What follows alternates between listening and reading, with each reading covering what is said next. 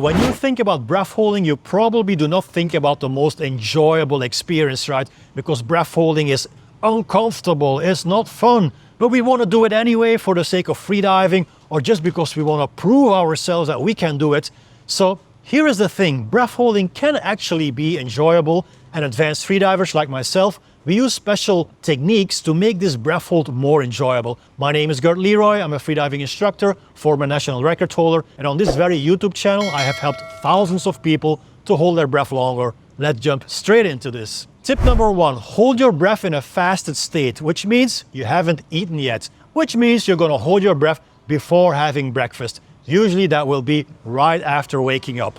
Trust me, your breath hold will feel so much better if you do it before having breakfast. Why is that? Because when there's food in your stomach, then your system, your body needs to digest that food. And digestion takes up a lot of energy, a lot of oxygen. And that oxygen you can better use for your breath hold. Another thing is, when we inhale, when we take that final last breath, the diaphragm, which is the big muscle that separates the belly from the chest, the diaphragm has to go down to make space for the lungs to become bigger and inhale all that air, right?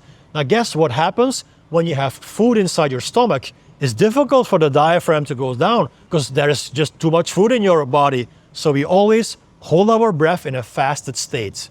Tip number 2, find a comfortable position. Now what is a comfortable position? You can either sit or lay down. Where we're sitting, we're going to sit straight, feet flat on the floor. And here is the thing with sitting. If you maintain an active position, an active upright sitting position, it's going to be a bit difficult to hold your breath because you're engaging your abdominal wall. In breath holding, we actually want to disengage the abdomen and relax the belly. So when you stop holding tension in your belly, then basically your upper body is going to collapse a little bit. So your shoulders are going to fall forward a little bit, not too much, but just a little bit. Relax the belly goes out, and that's a more relaxed position for breath holding in a seated position. Now when you lay down, I want you to lay down on your yoga mat or in your bed, and the trick here is to have your head a little bit elevated. So you can use a bigger pillow or you can use 2 pillows, one on top of the other, so your head is elevated and your chin is automatically tucked in a little bit. Trust me, it will help you in holding your breath longer. Tip number 3, and this is a controversial one, mild hyperventilation. Now I hear you saying already, Gert, in your other videos you tell us to never hyperventilate for freediving. Correct. This video is not about freediving. It's about static apnea. Static apnea is a discipline within freediving. Yes, to make it a little complicated, but it's not diving itself. So when we do static apnea, we are static, we are not moving. So that can be in the water, you can be floating in the water, or you can sit or lay down on dry land, but we're not doing static apnea while we are swimming. That is not the definition of static apnea. So when we're diving, we call this open water freediving or vertical diving. That's different. That's a different discipline. When we swim underwater in a pool, we call this dynamic. That is a different discipline. We don't use mild hyperventilation or any kind of hyperventilation for either horizontal or vertical diving. However, for static apnea, more and more freedivers over the last couple of years have experimented with a mild form of hyperventilation, and this can actually help you in holding the breath longer. Because mild hyperventilation, not heavy hyperventilation like the Wim Hof Method, for instance, that is heavy hyperventilation, don't do that. But mild controlled hyperventilation, you can do to actually hold your breath longer, lower the levels of CO2, and thus delay the urge to breathe and hold your breath longer. Why can we do this, mild hyperventilation, for static apnea and not for diving, horizontally or vertically? Because when you're actually diving, your muscles, they are moving, and moving muscles, they need oxygen. But when you're static, your muscles are not moving. The only muscle that is basically working is your heart that is pumping blood, and your brain is alive, but that's about it, right? So we don't need extra oxygen going to the muscles. So for static apnea, it works if we do mild hyperventilation. How are we going to do that? 5 seconds in, 5 seconds out. Control the flux of air coming in, control the flux of air going out. It's a continuous kind of breathing. So it looks like this.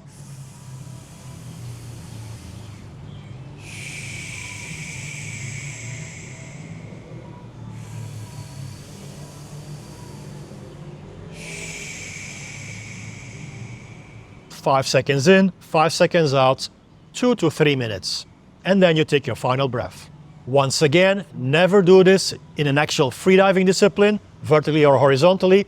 And if you're doing static apnea in the water, always do this with a trained buddy who can rescue you, who can save your life in case something would go wrong. Hey guys, a quick message. If you're serious about holding your breath longer and want real training with a community that helps you improve, check out the Underwater Squad. We train together, we improve together, and I'll guide you every step of the way. Hit the link in the description and start training your breath hold today. Tip number 4, take 2 bigger breaths before your final breath.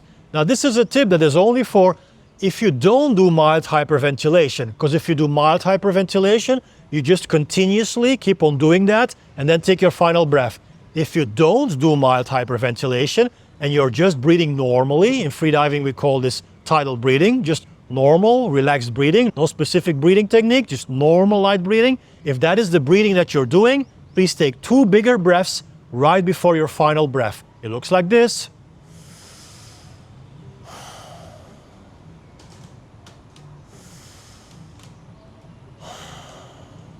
And then the final breath. Now you might be asking yourself, what is the best breathe up? Should we do the 5-5 mild hyperventilation or should we do the tidal breathing?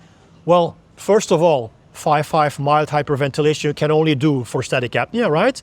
So if you're training your breath hold for actual freediving, then you better do the normal breathing, the tidal breathing, because that's the breathing you're going to use in freediving.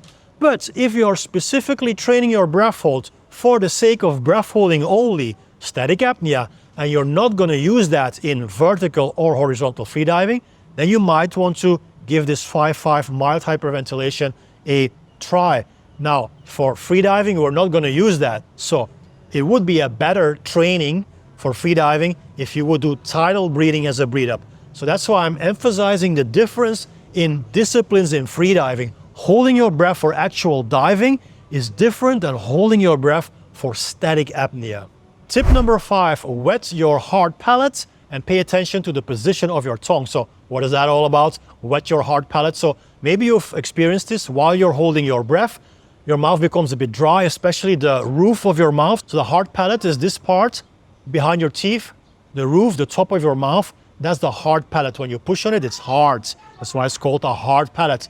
When this becomes dry, just go over it with the tip of your tongue. The tongue goes back and forth and wet your hard palate so it doesn't stay dry. You might want to do this maybe a couple of times during the breath hold if a dry mouth would feel uncomfortable. Now, what is the position of the tongue? The tip of the tongue goes to the back of the upper teeth. Maybe you think that the resting position of the tongue is down in the mouth, right? No, this is a common misconception. So the tip of the tongue rests against the roof of the mouth, against the back of the teeth. Here. We don't push it. We just let it rest and it touches the top of the mouth against the back of the teeth. Tip number 6, relax your belly. Now, I have talked about this already in this video. In the upright position, you want to relax your belly. Now, it doesn't matter what position you're holding your breath in. Also for freediving, if you would actually be diving horizontally or vertically, you always want to relax your belly, especially in vertical freediving, because equalization, clearing your ears as you dive deeper, becomes difficult if you carry tension in your belly. Your breath hold is more difficult with tension in your belly. Equalization is more difficult with tension in your belly. So whenever we're freediving or holding the breath, we always want to have a relaxed belly. So therefore, it's a good practice to stick your belly out consciously a couple of times during your breath hold, just to be sure you're not carrying tension in there. Tip number 7, relax your face during the breath hold, especially when things become a little more difficult. I see people carrying a lot of tension in their face. They're holding their breath like this or like this. Don't do that. We want to have a relaxed face. So I want you to actively pay attention to relaxing each single part of your face, especially your jaw. So if you're not sure whether you're carrying tension in here, move the jaw around, mouth, lips, even your neck. It's not exactly a part of your face, but it's close. So you might want to move your head left and right, up and down to make sure you're not carrying tension in here. Even your eyes. Some people carry tension in their eyes. Relax your eyes. Even relax your forehead. You might want to play around a bit with your forehead. Even relax your ears and your nose. Now, how are you going to relax your ears and your nose? Well, just think. Just think about relaxing your ears and your nose. Think about all the tension going out of your nose and out of your ears. Relax your face. I want to see happy, smiling faces. If you're not sure whether you're carrying tension in your face, why not give yourself a smile during your breath holds? Tip number 8, when things become more difficult, relax even more. And this is a mantra, a little sentence that you can repeat inside of your head over and over again when the breath hold becomes more difficult. Relax even more. So when you feel that things become more difficult, instead of tensing up, which is what everyone does, you want to do the opposite. When things become more difficult, relax even more. So go even deeper in relaxation. Relax your shoulders even more. Relax your neck even more. Relax your jaw even more. Relax your tongue even more. Relax your whole body even more. Relax your mind even more. When things become more difficult, relax even more. Tip number 9, do not move during the breath hold. Instead, sit still. I see people suddenly start to move around or scratch their face or go through their hair or look around or open up their eyes. So when you hold the breath, you sit still, relax the shoulders, and your eyes are closed. If during the breath hold you open up your eyes momentarily, that's a sign of stress. So we do not want to give in to this. The monkey inside your head here, the monkey is telling you to open up your eyes, to look around. Don't do that. Keep your eyes closed, relaxed. If anything in here says to move around, to open up your eyes, just say no. I'm not going to open up my eyes. Instead, I'm going to relax, have my eyes closed, relaxed, a relaxed face, and I'm not going to move around. I'm just going to sit still and concentrate on holding my breath just a little bit longer. And tip number 10, probably the most important tip of all, focus on the process, not on the outcome. The outcome is how long you hold your breath. So probably you've set for yourself some kind of goal, right? Because that's what we all do. We want to hold our breath for 2 minutes or 3 minutes or 4 minutes or even more. So that's the outcome, the end goal. You cannot control that. So if you focus on the outcome, which you cannot control, that will only create stress. Focusing on something that you cannot control creates stress and anxiety. And you cannot hold your breath longer when you're experiencing anxiety. So you have to focus on something that you can control, so you create confidence and peace and relaxation. And what can you control? It is focusing on all the tips that I gave you in this video. So this basically all comes down to relaxation. So if you focus on relaxing even more by implementing those tips, you create confidence. And guess what?